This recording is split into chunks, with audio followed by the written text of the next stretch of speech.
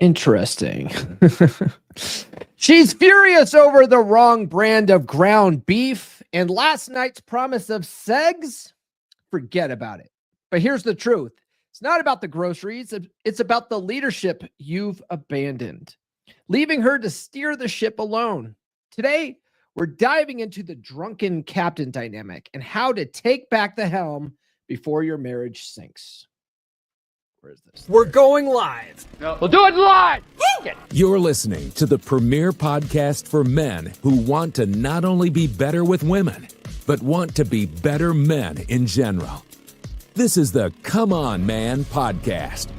And here's your host, Paul Bauer. What's going on, guys?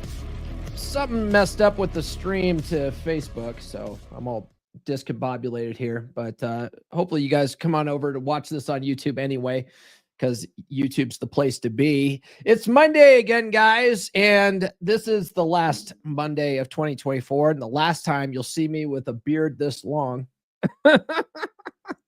If you're more on that in a minute. If you are new to the channel, my name is Paul Bauer, and I help men level up and get better with women. And the funny thing about leveling up and getting better with women is that it tends to make us better in all areas of our life. Yeah, somewhere at the beginning of the year, I interviewed George Bruno, who has had some epic beards in the past. I mean, he still does, although it's currently not as long as he's had it in the past. And well, after that interview, I decided to grow my beard out until the end of the year. And I've achieved that goal. It's gotten longer than I've ever had it. But I hate this thing. I hate it. I actually don't like it, man. So I'm going back to something more manageable. But that's not what we're talking about today. We're going to be talking about the 3 dysfunctional archetypes men fall into in marriage and long-term relationships. And I first learned of these from Ryan Stone's book on Dread. And but after a little digging, I found that these concepts came from a guy going by Jack 10 of Hearts. And let me drop a link to that original post here from the Red Pill archive. So Jack 10 of Hearts actually wrote these up, but Ryan in Dread did a really good job expanding on this and applying it to case studies found in the Red Pill archive, which really just puts that all into perspective. So what are these 3 archetypes? They are the drunken captain with a begrudging first officer, which is what we're going to be talking about today. You have the captain and the constantly complaining passenger, and then you have the captain and her husband. And what Jack 10 of Hearts basically realized after, looking at everyone's field reports over the years is that basically men fall, like when they're having problems in their marriage, they fall into one of 3 categories, right? The type 1 captain, type 2 captain, or type 3 captain. And then Ryan breaks it down even further, and he says, he's like, there's basically 2 types of guys in those 3 dynamics, right? You're either an alpha or a beta, and you end up in one of those 3 dynamics, right? That's typically what happens over thousands of different people's case studies. Like, it all could be summed up into those 3 archetypes, which actually makes things pretty simple to fix, if you think about it. So today we're going to be talking about the type 1 captain, and we'll do the other 2 in upcoming episodes. And then while I'm talking about Ryan and Dread, he does have a new book on New Praxeology Volume 3 out. So Dread is Volume 2. This is Praxeology Volume 3, which is just field studies, right? Or just field reports, rather. So this is a good bathroom reading guide. He describes it as sort of like the Reader's Digest of Red Pill stuff. You just put it in your bathroom and read a field report and get an idea of how to fix your marriage or something with that. So the good news is that if you find that you are currently a type 1 captain, and we're going to get in that today, that a type 1 captain, this is the easiest dynamic to fix. It's the easiest dynamic. If you're, as I'm describing the stuff, you were like, oh man, I'm totally a type 1 captain. Good news, bro. Good news. Easily fixable, easy to turn this dynamic around. Before we get into this topic though, do be sure to like, subscribe, hit those notifications. I have new episodes every Monday, Wednesday, and Friday. And if you are watching live right now, do drop a comment in the live chat. I like hearing from you guys. I like interacting with you. If you have a question, if you are like, oh man, that's me, how do I fix it? Like, we'll get into all that today, but drop your comments and questions in there. But if you send a question, do try sending that as a super chat. That helps support the show probably more than anything else. I know you guys have the money. I say this every episode. Y'all send $500 super chats to these 304s. I'm not asking for a $500 super chat, but if you send a $10 super chat, you get the bouncing tatas video. And if you guys get send a $20 super chat, you get the shaking booty video, which you guys tend to like. So, I can't blame you. All right. So a type 1 captain, right? The drunken captain with a begrudging first officer. So what is this? Here's the overview. A type 1 captain still technically holds the leadership role in the relationship, but he leads recklessly and without vision. He screws up a lot. You know what I mean? And his poor decision-making and lack of competence forces his wife to take control out of necessity, right? She basically, like, if you're thinking of it as a captain, first officer or captain, executive officer dynamic, however you want to call it, all these captains are based off of Athol Kay's concept of a captain and first officer dynamic in a relationship, which is the ideal dynamic. Right? You're the captain of the ship and she's there to support your mission, right? That's the ideal. So what tends to happen though is the dynamic shifts in a way that it causes relationships to not work out so well. Well, here's the thing. You're making all these piss poor decisions. You're not really leading well. You don't have a really good vision. You're not really organized. She is like, I have to take the helm or he is going to run the ship aground, right? And so she reluctantly, begrudgingly takes over and starts steering the ship, right? So she steps in as a temporary captain, not because she wants to, but because she fears that the ship will crash or run aground, right? So the dynamic creates resentment.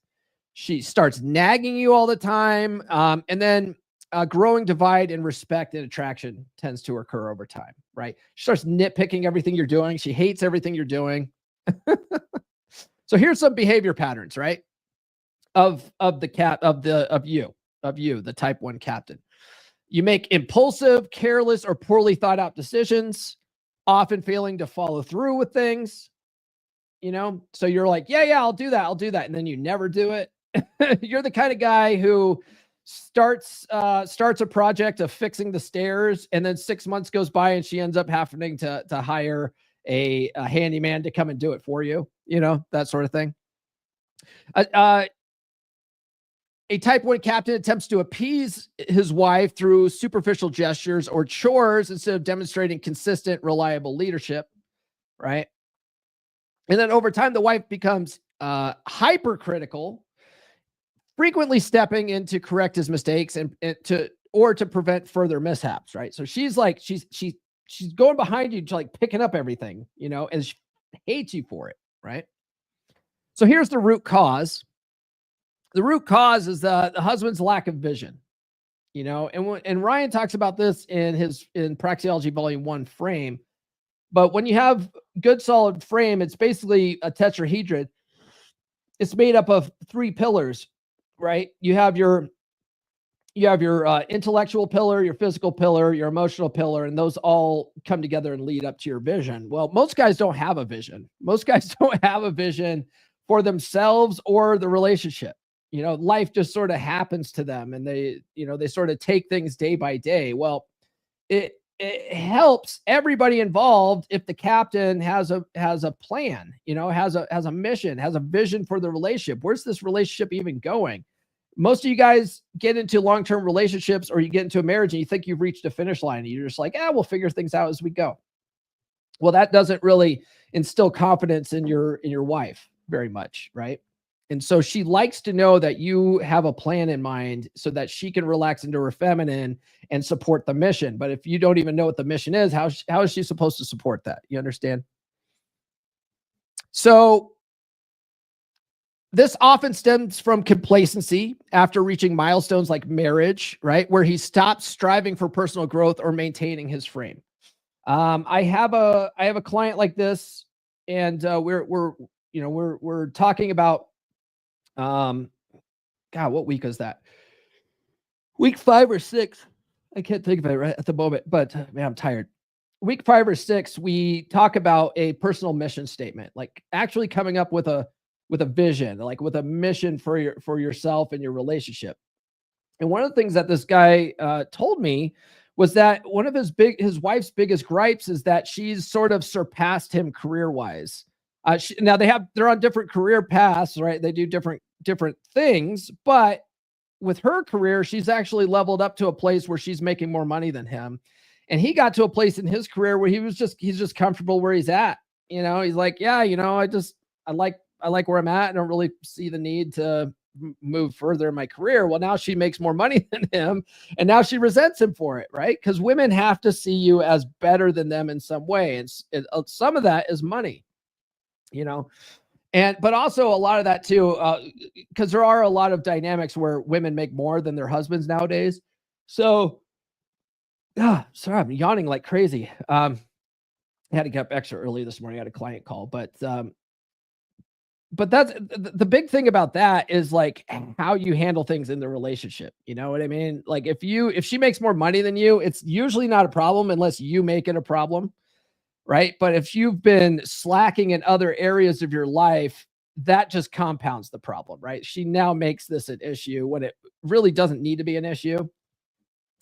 So one of the things I told him, like we were talking about that, he goes, yeah, I just didn't really care. I just sort of got comfortable. And I go, well, maybe you should fucking care. Like maybe it's time to start fucking caring about that sort of thing. Maybe start looking at where you're at in your career and start getting some certifications and start talking to your boss about moving up a little bit. Right. And if there's no place to move up, maybe it's time to start looking at other places where you can move up outside of that company and go work somewhere else, where you can level up in your career, but it's because we've reached a place of complacency, and women like a guy that has ambition and drive. And once you think you've reached a finish line, so you stop doing that sort of thing, you become less of an attractive guy. Right. And then another part of the root cause is his failure. His failure to take his responsibility seriously creates a leadership vacuum, right? That the wife feels obligated to fill, right? The universe abhors a vacuum. So if you're not doing what the universe puts you there to do, which is to lead this relationship, your wife is going to she's going to fill that role, and she doesn't want to fill that role. And then that's going to build resentment, and it sucks. Like guys are like, well, why do we have to do that? Why do we have to? That's our job. That's our mission. We have a burden of performance. If you want to have a long-term relationship, if you don't want to do any of that kind of crap, don't get married. Right. Those are your options. Right. If you want to get married, this is the dynamic. If you want that to succeed. Okay. All right. We got some comments here. What's going on, guys? We've got the Nurse Chick's in the house. She says, good morning, gentlemen. Happy Monday. Nurse Chick gets this. I'm so naughty. Yes. I'm going to come. I do frequently. Kamal says, good morning, degenerates. Downer says, let's fucking go. Kamal says, the drunken captain needs to put down the drink and retake control of the ship. Yes. Viking says, take a nap, old man. Yeah, plenty of enough time to sleep when I'm in the grave, brother. Rockstar says, gentlemen can't slack in all aspects. That way she can all over you. Okay. Move up. You are blessed if you could find a job in Sweden. Really? Well, you guys are socialists there. Don't you guys just rob from the rich and distribute that wealth? Do you guys even have to work there in Sweden? I thought you guys had this fucking socialist utopia there. Anyway. I don't know. Never been to Sweden. I don't know. Guys, follow me on social media. The links are in the description. The links are in the description for that. Yeah, I'm on all the good platforms. Get on the email list.comeonmanpod.com. Get my free ebook, She's Made You Weak. It talks about the betatization process, which is a 5-step process that causes attraction to erode in relationships. And, I just made a video this morning about this because I had a client call. And this was week 3 for this guy. And I've mentioned this on the podcast before. Like, there's something magic that happens after week 2. Week 2 is where we go over how to handle shit tests and not letting what your wife says, like get to you emotionally. Like a lot of guys get pissed off at what their girl says that, whatever. They think she's being disrespectful or whatever, but a lot of times it's just a shit test. Well, the shit test is the first part of the betaization process, right? And is the more you start failing this test, the more she loses attraction, the more you go down this rabbit hole, and then she eventually loses all attraction for you and either cheats on you or leaves, right? That's the betaization process in a nutshell. Well, why week 2 is so paramount is because it basically brings you back to the beginning of the betaization process, which is first step is she starts testing you. And the more you pass her tests, the more her attraction builds, and the more she can relax into her feminine, the more she trusts your leadership. But the problem is most guys don't know how to handle that sort of thing, right? So after week 2, guys really start noticing that the dynamic starts to shift a little bit. They're like, the wife's acting different in a good way, right? Well, my man this morning, it was such great news because he was at a point where he's like, man, my wife doesn't want to do anything with me anymore. She won't spend time with me anymore. And on top of that, she's basically turned his daughter against him. Right. And so even the daughter doesn't want anything to do with him. And so he's just like all alone, all by himself in this relationship. And so he was trying the first week to like go do stuff with them, right? Because one of the things we do in the first week is, take the lead in small areas, right? And so what he was trying to do was take the lead in getting them to go out and go do something. And like he was making plans for them to go do something and they didn't want anything to do with him. And so he comes back sort of dejected the next week. And so I tell him about shit tests and how to handle shit tests. But then I also talk to him about assertive communication, right? And like when I say no, I feel guilty has really great stuff on this. And one of the things that they talk about is the concept of a broken record, right? Where people only have so many no's. And so if you just say, yeah, I understand that, but we're going to go out. I understand that, but we're a family. We're going to go out, right? You just keep saying that over and over again. Eventually they're going to say, fine, fuck it. Like, let's go. Well, he said that on Christmas, it was a little rocky. He got a fire pit for them. And he said he was trying to get them to go out to go do, make s'mores or something in the fire pit. And his wife wasn't quite coming along yet, but his daughter went with him. And he got to make s'mores with his daughter. And his wife sat there, by the door and sort of watched them do this, But the next day after Christmas, they agreed to go on a trip. They all went out. And he went and went down to Denver with them. They went, he took his daughter to a museum. They also went down south to Manitou Springs, and he had a good day with his family for the first time in months, right? Because of what we talk about in week 2, because we're getting back to the beginning of the betaization process. So it's really important to know where you're at in this process. So check that out. It's a free ebook. And then speaking of books, I have a new book out. It's going to be available in paperback, hardcover, and Kindle this Friday on the 3rd. You can pre-order the Kindle edition now. It's called Get Her to Fuck You Again, a red pill guide to fix a dead bedroom. And you can go to books.comeonmanpod.com, which will take you to my authors page, and you can get all 3 of my books there. But you can pre-order right now on Kindle. Let me play a commercial for the new book, and then we'll get back to the topic at hand today. Are you tired of the dead bedroom? Wondering what happened to the passion, the connection, and the spark? Well, here's your answer. Introducing Get Her to Fuck You Again, a red pill guide to fix a dead bedroom, now on Amazon. This isn't about manipulation or tricks. It's about real strategies that work. If your wife has stopped being intimate with you, it's not because the love is gone. It's because the attraction is gone. And that's fixable. This book will teach you the skills to lead your marriage, rebuild your confidence, and become the man she can't stop thinking about. 3 reasons to get this book. 1. It breaks the cycle. You'll learn how to stop doing the same things that are killing her attraction and start doing the things that reignite it. 2. It's practical and proven. With clear, actionable steps, you'll build yourself into the man you were always meant to be. 3. It works for men like you. Paul Bauer has helped hundreds of men just like you fix their dead bedrooms. And now, it's your turn. Don't let another day go by feeling frustrated and disconnected. Go to Amazon right now and buy Get Her to Fuck You Again. Read it, apply it, and watch your marriage transform. The connection isn't gone forever. You just need the roadmap to get it back. And this book is it.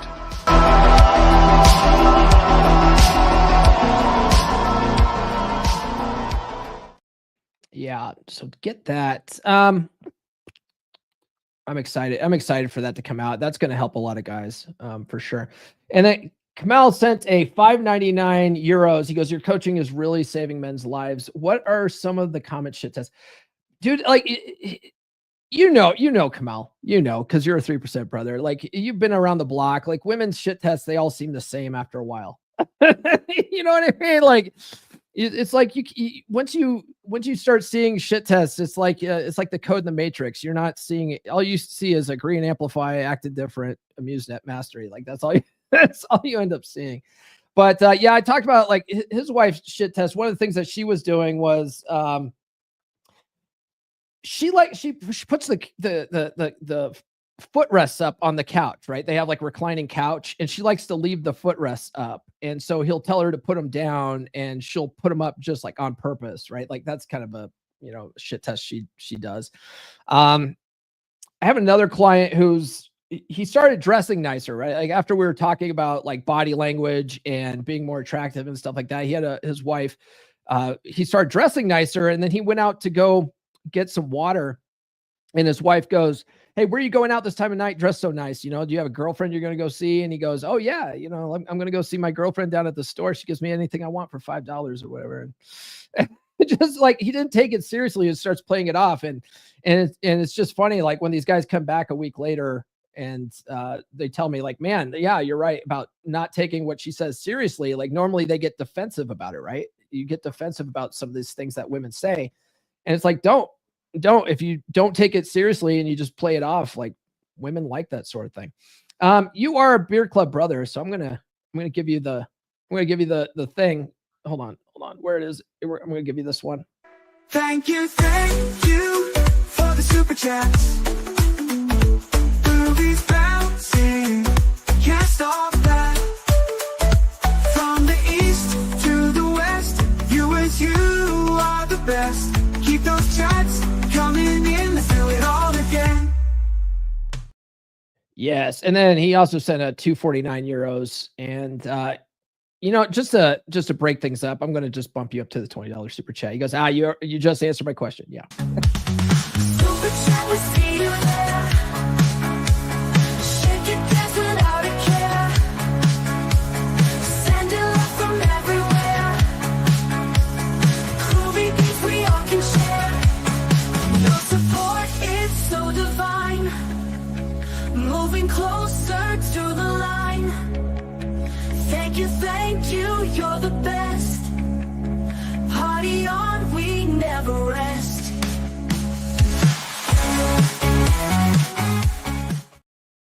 All right.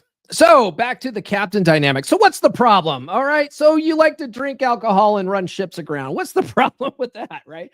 Well, what's the big deal? Like, when can I relax in a relationship? Fucking never. I get that a lot. Like, a lot of people, they're like, they want to feel comfortable in relationships. They want to relax, right? They want to let themselves go. They want to become people of Walmart and start, dressing, like hobos and shit. And it's like, and then they wonder why the attraction's gone. Why they end up in dead bedrooms. It's because you're not fuckable anymore. Right? So what's the problem? Well, let's look at it from her perspective, right? She doesn't trust or respect a guy's leadership when he's acting like the drunken captain, right? She sees him as incompetent or unreliable. So instead of being a first officer to a competent captain, she's burdened with the full weight of decision-making and household management, which creates resentment. She never wanted the job to begin with. Like, she wants you to do what she thinks that you're supposed to be doing. One of the things that I do with my relationship with Nurse Chick is like, we try to have this dynamic where there's like we have gender roles in the house, right? She sort of takes care of all the chores around the house when she comes and stays here. Like, she does all the laundry, she does all the dishes, she keeps things tidy and all that kind of stuff. And then like I do stuff like I take out the trash, I put up the Christmas lights outside and, whatever, take care of maintenance type things. But every once in a while, the way Nurse Chick will shit test me is she'll grab the trash can, or she'll grab the trash out of the kitchen trash and start walking out towards the door. Right. And so when I see her do that, I go, no, what are you doing? What do you think you're doing? And I'll go and grab the trash can. I won't let her take it out. Right. But that's sort of like, that's her little shit test. That's a little shit test thing that Nurse Chick does. See if she can get away with it. Right. And if I let her do that enough, if I let her start taking the trash out enough, she's going to stop trusting my ability to lead this relationship. Right. It's that simple, and it sounds so stupid on paper, but that's how the dynamic ends up working, right? So you have to always be mindful of that stuff. Like even better is if I happen to notice that the trash can's full, but if she's in there cooking, and she's the one filling up the trash can, she's more than likely going to notice that the trash can is getting full before I notice it. And so instead of going, hey, hon, can you take out the trash? She just starts walking towards the door, and then I catch her and slap her on the ass. You see, that's how that works. So instead of being the first officer, so her nagging, so what she ends up doing is nagging, right? Nagging and bitching and moaning and complaining. And a lot of guys, they sort of grew up with this, right? They end up, like we learn relationship dynamics from our parents. So if you grew up in a relationship, or you grew up and your parents had the relationship where your mom was just nagging dad all the time, that seems normal.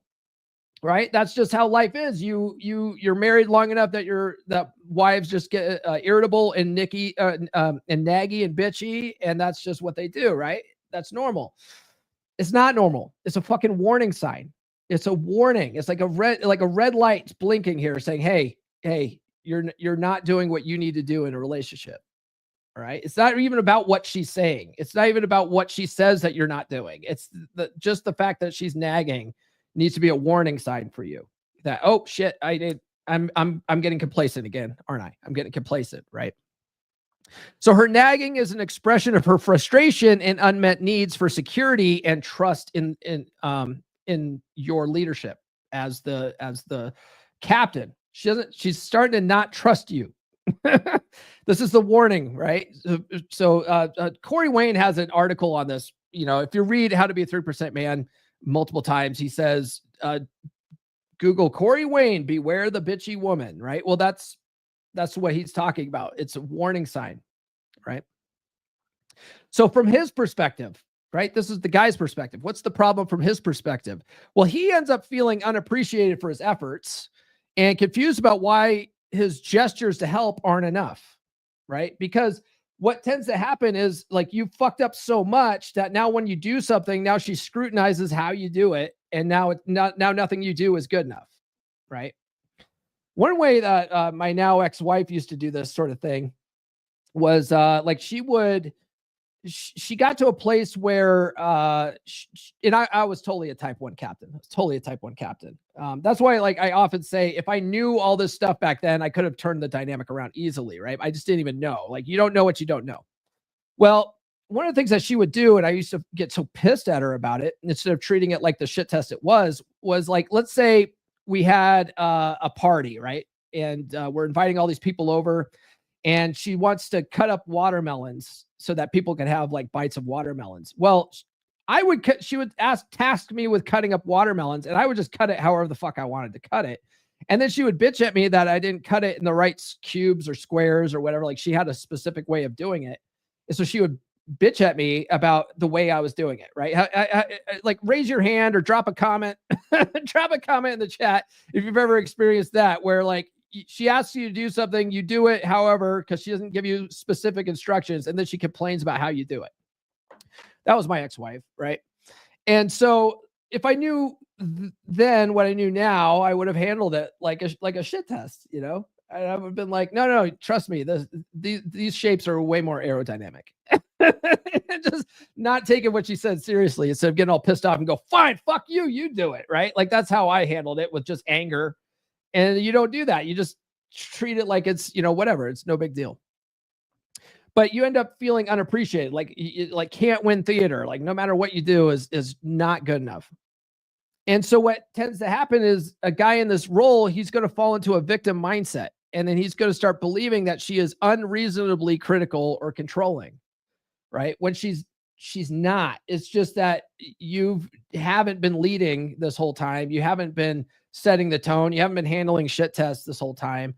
And so now she feels insecure in the relationship. And now she starts nagging and bitching a lot, right? So here's some key points, right? Resentment grows on both sides, right? You hate her for nagging you so much. She hates you for not leading. And then the intimacy starts drying up, right? Intimacy dies. Communication becomes adversarial. Like when you do talk to her, you're immediately expecting a fight. And when you're expecting a fight, you basically end up starting a fight inadvertently. You start focusing on small issues while avoiding the underlying problem, which is you're not setting the tone and leading. You know, you're not being the captain of the ship.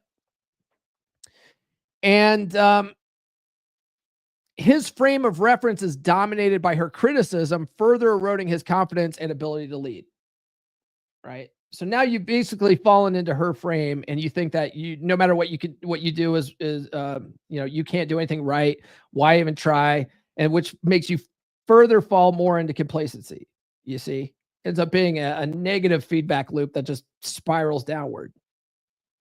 Fucking terrible. Terrible, I say.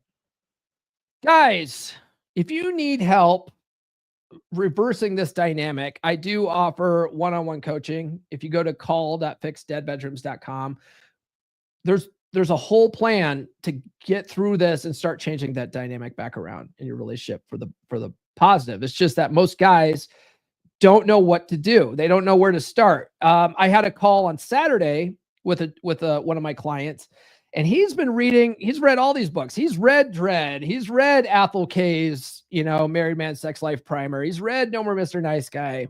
He's read all this stuff. He's like, I understood the concepts. I just didn't know how to apply it until I started working with you as a coach.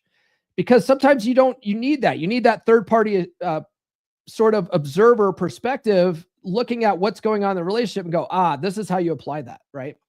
That one part, that one book, this applies here. Do you see that? Okay, right? Some guys need that, and that's okay, right? That's okay. If that's you, if you've been reading the books for years and you haven't been able to move the needle in your relationship, book a free call with me, all right? Go to call.fixdeadbedrooms.com. Don't leave a whole other fucking year go by and, where you end up divorced in 2025. Like, let's fucking fix this now, all right? All right, guys. So what's the solution? Like I said at the beginning, this dynamic, the type 1 captain, is the easiest dynamic to fix. So step 1, sobering up.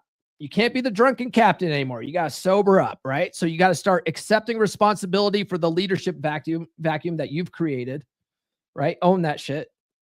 And this is okay. This is where like good communication is helpful in this dynamic, where you express to your wife like, hey, I realize that I haven't been doing my job well as a husband.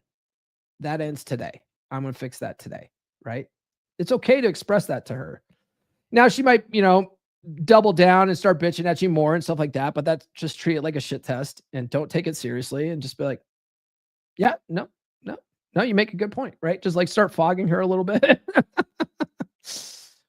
But you've got to own that shit. Extreme ownership, right? You got to stop seeking validation from her through chores or small acts and focus on structural improvements in your life. Okay. So a lot of guys, what they end up doing to try to fix the dynamic in their marriage is they start doing shit like the love languages and go, the reason why I'm not, she doesn't look at me as a captain is because I'm not taking the trash out. Like it's not the trash necessarily. It's more than that. It's like, it's more of the whole leadership dynamic. She's just bitching about the trash. You understand?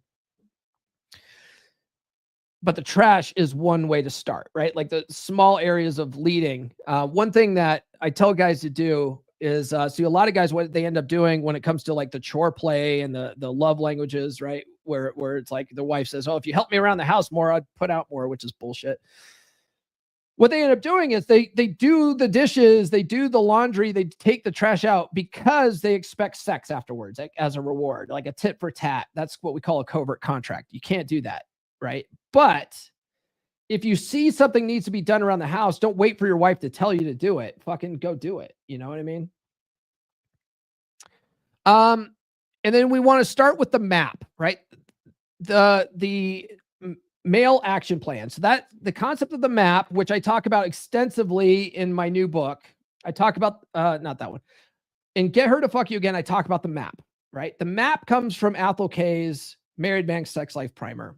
Full credit goes to Athol K for that. But the map is a proven method of changing the dynamic in your relationship, right? So what is the map? The map, the male action plan is sort of, if you look at it simply, it's a way for you to improve your muscles, money, game, and frame, right? The core four, right? So you want to start improving in all these areas, you know? And so one of the first things that we have guys do is work on your physical fitness, right? Hit the gym and focus on becoming physically attractive again, right? And the big reason why we focus on physical fitness, one is because once you get your physically fit and you become more physically attractive, you know, that like you just feel good, right? You have more confidence when you're in better shape. But two, it's one of the things that you can start really seeing changes in immediately. And a lot of guys are doing this stuff because they're trying to see changes in their wife's behavior. You can't, it's hard to measure that sometimes, right? But it's real easy to measure whether you're losing weight or not when you weigh in once a week, right? So it's easy to get quick wins by working on your physical health and start losing weight, start getting back in shape, right? And then also your wife will start noticing you being in better shape. A part of the map too is your career focus, right? Build confidence and value by excelling in your work, making more money. That's why I told my one client who said that he sort of got comfortable in his career and his wife's bitching at him about not making as much money as her, that he needs to give a shit about your career again. And if you don't like the career you're in, maybe it's time to start looking for a career change, you know? Parenting, you know, being an involved father, showing leadership in family matters, like all these things are good, right? Don't just leave all this kind of stuff up to your wife. Like take the leadership role and being a good dad too. Okay. There's lots of areas here that you can work on, but it's really, if you think about it, you're working on your core four, right? Muscles, money, game, and frame. You also want to start working on setting your boundaries, right? And enforce healthy boundaries in the relationship. So for instance, if she criticizes your efforts, calmly acknowledge her feelings, but don't react emotionally or retreat, right? This is where fogging comes into play, right? Sometimes when your wife's bitching, she has a point. You know, not everything ends up happening to be a fucking power dynamic in your relationship. I'm going through Dread again. I'm listening to it on Audible. There's a case study in there where this guy was changing the dynamic around his relationship, and his wife was like really enthusiastically wanting to fuck again. And he got to a point where like, she's all, you know, they're all making out, they're all doing this kind of stuff, and she really wants to fuck. Right. And he's like, well, maybe if you go put on those sexy stockings that I like. And so she goes upstairs and puts on the sexy stockings and comes down, and she's ready to give this guy like a crazy sexy blowjob. But then when he starts like touching her breasts and all, you know, all the fun stuff that you end up doing, his hands were cold. And so she starts bitching that his hands are cold. And so he thought that was a power dynamic thing. And he's like, well, I'm not warming up my hands because she told me to. And then I don't want to be a beta for doing what she tells me to do. And then he ends up ruining the whole thing and starts a big fucking fight. And he goes, you know what? Fuck this. I'm going to go play video games. It's like, dude, not everything has to be not everything's a power dynamic. Sometimes she has a point. If your hands are fucking cold and she's trying to give you a blowjob, like warm your hands up a little bit. Okay. It's not fucking rocket science, but, but sometimes, you know, if she's, criticizing, like, you know, criticizing things that she doesn't really have, or, you know, if she's criticizing you and, there's really no point there, you know, like, or let's say this, let's backtrack a little bit. Sometimes if she's criticizing you, she does have a point. Instead of getting mad at her or whatever, it's sort of almost better to fog her, right? Just sort of like fogging is kind of like agree without the amplify. You just go, okay, no, I understand where you're coming from, right? If she can't argue with you more if you're agreeing with her. She's like, yeah, so do the dishes more. And you're like, yeah, I guess I could help out with the dishes. Yeah, I see that, right? Like, whatever. Don't overcompensate with chores or gestures, right? Focus on actions that align with your values and goals. So just because she says that, you need to do the chores more, doesn't necessarily mean you have to do the chores more, right? Like there's certain things that you can take action on that she'll appreciate, and then the chores won't be that big of a problem. So one of the things I was telling one of my clients about was that one of the reasons why women don't like guys who are sitting on the couch and watching football is because they feel like they're doing everything, right? They're going around, they're doing the dishes, they're, wiping up, they're doing the laundry and all this stuff. And they see you watching football, right? And so they feel like they're doing everything around the house, even though, and they know that shit out in the yard needs to be done and you're just not doing it. And so you're putting it off. And so because you're not doing those types of things, she feels like she has to do it all, even though she's not doing those things either. It has nothing to do with reality. It's just a feeling she has, right? So if you take more leadership on, you see shit that needs to be done around the yard too, and you take care of it, she sees you doing all this stuff. She doesn't care about the fucking dishes anymore because she sees that you're taking care of shit that needs to be taken care of. She doesn't feel like she's taking the whole load anymore. You see what I'm saying? It's not about the dishes. It's about perception, right? Perception of you being lazy. And it's like, yeah, well, I worked, 15-hour days and all this kind of stuff. It's like, doesn't matter. There's shit still needs to be done around the house, So it's like, one of the things that I recommend guys do is that if you can't handle this stuff, but you're working your ass off doing 15-hour days and you can afford it, like hire somebody, right? She just wants to see that shit's getting done and that you're taking charge and making sure it gets done. Doesn't matter who actually does it. So if you can hire someone to do it, like, cool. She's like, oh, he took care of it. He fucking made the call. He made the appointment, right? Okay. Kamal sent another super chat. He goes, your advice on not worrying about her showing interest in my life worked. It doesn't bother me anymore. And she actually started asking more inquisitive questions. I will report more in beer club. Oh, yeah. Event management chick, my man. Yes, sir. And then you get this one. Super chat with see you there. Shake it, dance without a care. Send it love from everywhere. Groovy beats we all can share. No support, it's so divine. Moving closer to the line. Thank you, you're the best. Party on, we never rest.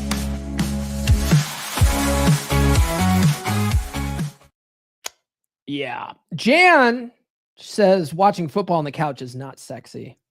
Well, not the way your husband does it. No. One thing I'll do with Nurse Chick, I don't really watch football, but I make her watch pro wrestling. I try to get into it with her, and then we end up banging on the couch.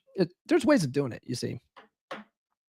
So setting boundaries and then managing the transition, right? So expect resistance at first, because basically what's happening is you've got to get back to the beginning of the betatization process. You're going to handle her shit tests.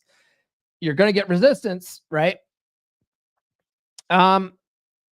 Expect it at first, right? She's going to test your resolve with complaints or skepticism as she's lost trust in your relationship. So in order to get that back, you have to start passing these tests again. You understand? You have to understand how to pass these tests. And then you got to stay consistent in your self-improvement and boundary enforcement. Over time, her initial resistance will shift to curiosity and eventually admiration. Now, one of the things that Ryan talks about in his book, and I thought was is a phenomenal thing to point out.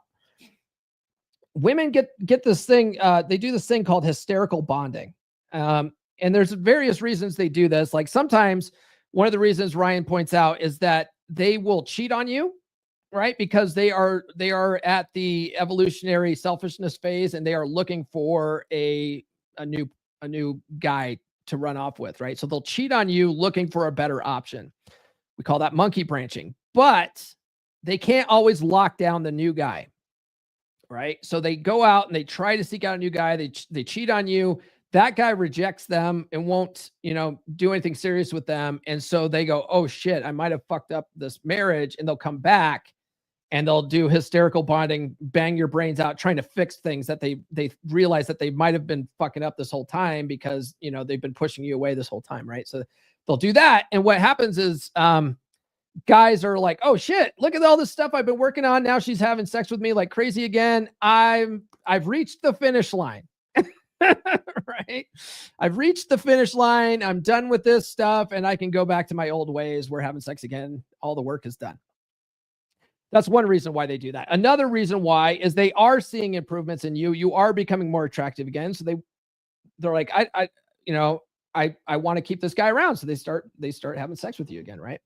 And so guys go, I've reached the finish line. I don't have to do this stuff anymore. It's the same fucking thing that happens on the dating circuit. I see where guys learn all this stuff. They learn to be attractive. They get themselves into a relationship and then they stop reading the material. They stop practicing the stuff and they fall back on old programming and then they end up getting dumped and then they come back to the space and start reading the shit again. It's like the work never stops. Okay. The map never fucking stops.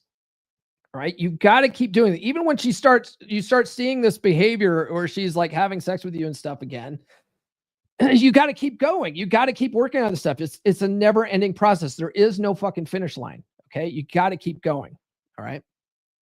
Now I'll tell you what, if she did cheat on you and you know about it, and that's an interesting dynamic. You got some choices to make there.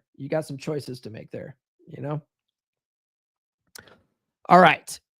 So expect resistance at first and then stay consistent. So the work never stops. Recognize her shit tests, right? Any attempts to undermine your new behavior. And you got to recognize it for what they are, right? They're just shit tests. You got to recognize them for what they are and pass them. Okay. Cause that's all about maintaining frame, not falling into her frame, not getting emotional about it, not getting knocked off your center. Right. So the degree of difficulty in turning this dynamic around, right? Like I said, this is the easiest dynamic to turn around. So factors that influence difficulty are the length of the dysfunction, right? The longer you've been a drunken captain, the harder it will be to regain her trust and reset the dynamic, right? And then also her willingness to change. We can't change other people. We can only change ourselves, right? A lot of guys come to me because they want her to change, and then they end up doing all this kind of stuff as a covert contract. We're going to get into this more on Wednesday, where they used to have in the Married Red Pill, basically 12 stages of dread, they called it. And, they would look at it like a video game leveling up, like, hey, I'm on stage 5 of dread, right? And what they found was that most guys were doing that as a covert contract to get her to do something and get her to change in some way. It's like, you can't do that. This sort of thing, dread, all this kind of stuff to get to fix the dynamic in their relationship. It's about fixing you. It's not about fixing her, right? So her willingness to change. If she still desires a competent captain, the process is easier, right? If she's deeply entrenched in her resentment or comfort as a leader, it will become more challenging. Now, if she's deeply entrenched in her job as the leader, you're more looking at a type 3 captain dynamic where it's the captain and her husband, right? Where she's now the boss of the relationship and now she's running everything. Most of that type of dynamic, though, she's really looking for an enabler. She's looking for a guy, she doesn't want you to turn the dynamic around. Most of those women are boss bitches from the beginning, right? They're terrible, terrible women to get into relationships with.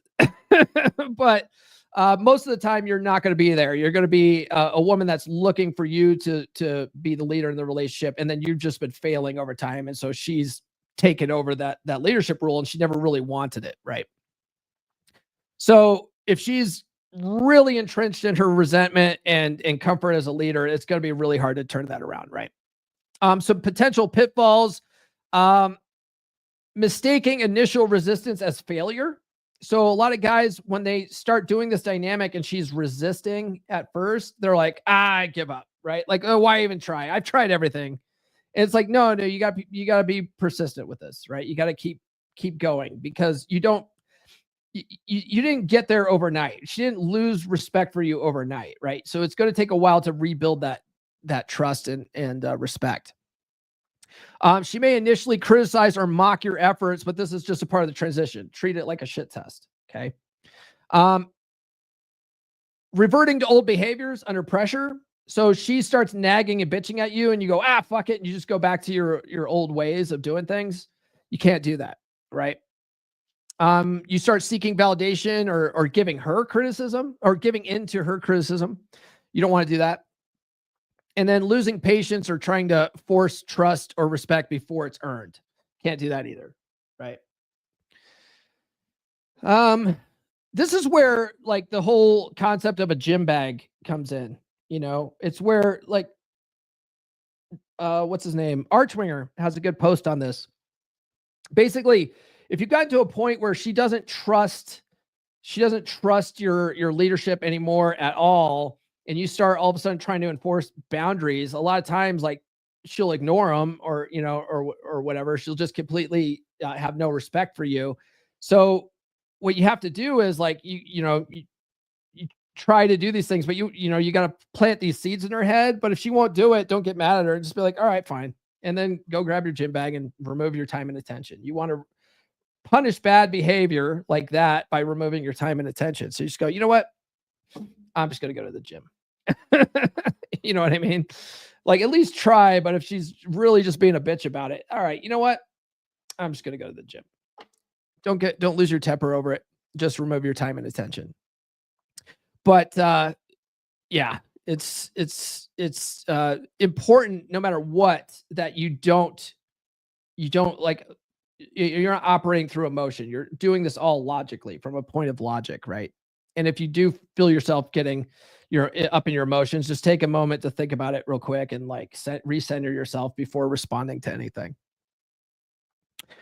Let's see here. So that's losing patience. So you don't want to lose patience. And you can't force her to start respecting again. You gotta re-earn that. And then the outlook. So this is the easiest of the three archetypes to fix, because she initially desired a strong leader and is likely to respond positively once that dynamic is restored. So once she starts seeing you taking the lead and setting the tone again, she's going to appreciate that more and she's going to start coming around, right? But it requires consistent effort and the willingness to weather early resistance. And that's where handling shit tests come in. So the key takeaways for men listening: you want to acknowledge your role in the dysfunction, right? No one wants to believe that they're the problem, right? It's always her, or from her perspective, it's always him. It's his fault. You got to acknowledge your role in the dysfunction, right? You weren't setting the tone and leading like you needed to do. And so change begins with self-awareness and a commitment to self-improvement, right? And that's why I always say you can't fix other people. You can only fix yourself. And you can ignore this to your own peril, and then end up in your next relationship, right? Like go divorce your wife because you think she's a shitty wife. Get into your next relationship. You're going to find yourself in the same fucking dynamic. You're going to and then you're going to realize, oh, hey, wait, I'm married to the same person with a different face, because you never fixed your shit. You understand? So you got to own that. Focus on becoming a man whose leadership and loyalty are worth following. One of the things that Dr. Robert Glover teaches in Dating Essentials for Men is that men need to set the tone and lead. And then you need to find a woman that will follow your lead. But a woman can't follow where a man won't lead. You understand that? A woman won't follow, or a woman can't follow where a man won't lead. So you've got to lead. You've got to have a vision. You got to have a place that you're taking this relationship to. And then leadership in marriage is about demonstrating competence, setting boundaries, and staying true to your values, not micromanaging or pandering. Now, one of the things that I've been on a lot of podcasts lately. I've been a guest on a lot of podcasts lately. And one of the guys I was talking to, said it really well. He's like, imagine yourself walking through a cave, right? And it's dark in there and you can't see very good, but at least you can feel the walls, right? And as long as you can feel the walls are firm, you can sort of follow the walls around and you can get around until you can maybe see some light and get out of the cave, right? Like you're going to feel better that the wall's there, that you can at least touch, feel and touch your way through. Now he goes, now if you go to put your hand on the cave wall and it starts like collapsing in because it's not strong, are you going to feel secure in that cave? He goes, that's what boundaries are like in your relationship. And as the man, as the leader, you need to set those strong boundaries, because your wife having those boundaries there, it's going to make her feel safe and secure, knowing that you're managing everything and you got everything under control. She's going to feel more safe and secure in the relationship. So that's why it's important to have those boundaries, to have a vision, to be the one that's setting the tone and leading, so she can relax into her feminine more and support your mission better, right? She can't support your mission if you don't have a mission, though.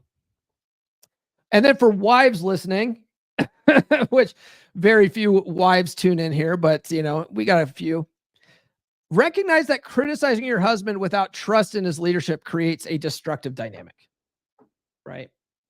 This is where, they say communication is the key to a healthy relationship. Women fucking suck at communication in a relationship. Women absolutely suck at it, because inherently women want men to just get it, right? He should know. I shouldn't have to tell him how to be a man. He should just know. And then if I have to tell him, he's not the man, right? He's not the man I need.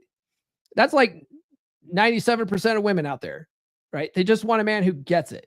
And so the problem is men don't get it. We don't know. We don't know what we don't know. And so if you truly need him to be stepping up in a way, in a certain way, you need to, don't be afraid to fucking tell him, hey, I need you to do this, right? Don't bitch at him, nagging, you need to fucking chop up the watermelon, right? Right? You need to sort of articulate what it is that you need from him in the relationship, right? And it's not about the chores. It's not about the fucking chores, right? And if he's making genuine efforts to improve, meet him halfway, right? Meet him halfway. Offer some support and encouragement. If he's doing a good job and you appreciate it, fucking let him know, right? I said the same thing to my client on Saturday, because what he noticed was that his wife out of nowhere did something really nice for him on Christmas. He was playing with his kids. His kids were playing video games, and he typically likes to watch Christmas movies on Christmas. But the kids were playing video games on the main TV, and so he was sort of letting them do that. And then his wife comes up and she goes, "Hey, boys, why don't you let your dad watch a movie? I think he would like to watch a movie right now." And he was like, it was weird, man. He goes, "She hasn't done something nice like that specifically for me in ages." Right. And I go, "Well, did you thank her for that and tell her how much you appreciated that?" He's like, "No, I didn't think about that." And I go, "You got to do that, man. You got to do that. You got to reward the good behavior." Right. Like I said, we talk about punishing bad behavior by removing your time and attention. Well, when she does something that you really appreciate, fucking let her know. That's going to create a positive feedback loop where she's going to want to do more nice things for you. Right. All right. That's all we got for this episode. Hopefully it was helpful for you guys. We'll talk about the type 2 captains next week on Monday. Tune into the podcast on Wednesday. We're going to be talking about the 3 levels of dread as described by a guy from the old Married Red Pill. He goes by the handle of Horns of Apathy. So he wrote a very interesting article talking about the original concepts of dread and how it was a 12-level paint by numbers video game model fucking way of gaming your wife that really ended up being one giant covert contract. It just wasn't very effective. And then over time, after men swapping notes in the Married Red Pill, figuring out what worked and what didn't work, right? Men were able to simplify it into a more effective strategy that was more about self-actualization, right? Not fixing her. It's about fixing you, but not taking yourself or letting her take you for granted anymore, right? Not letting yourself be taken for granted.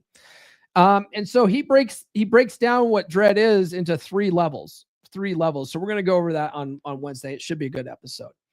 Guys, if you haven't done so already, please like, subscribe, hit those notifications. I do have new episodes every Monday, Wednesday, and Friday. Thanks for everyone that sounded off in the chat today. Appreciate you. Kamal, thank you for all the super chats. I needed those. No one sent super chats on Friday. Not mad. I'm just disappointed. Follow me on social media. The links are in the description. Get on the email list, list.comeonmanpod.com. Get the ebook, She's Made You Weak. It's all about the betaization process. And then get my new book, which is going to be available Friday. You can pre-order on Kindle now. Get Her to Fuck You Again. I do talk about the betaization process in the book, but I go way far into depth, right? Like on how to turn the dynamic around in your relationship. And it's going to change a lot of men's lives. I really am excited to put this book out. It's going to fix a lot of families. It's got an edgy title, right? It might offend you, especially if you're a woman. You read this book, or if you read the title, Get Her to Fuck You Again, you're like, what? How dare you, sir? How dare you? But if you read the book, it's going to give your husbands a lot of really good, solid, actionable information that will really help marriages out there. We're going to fix a lot of families with this one, and I'm really excited to do this. So get that. Go to books.comeonmanpod.com. You can pre-order it on Kindle now, and then paperback and hardcovers and Kindle will all be available on Friday.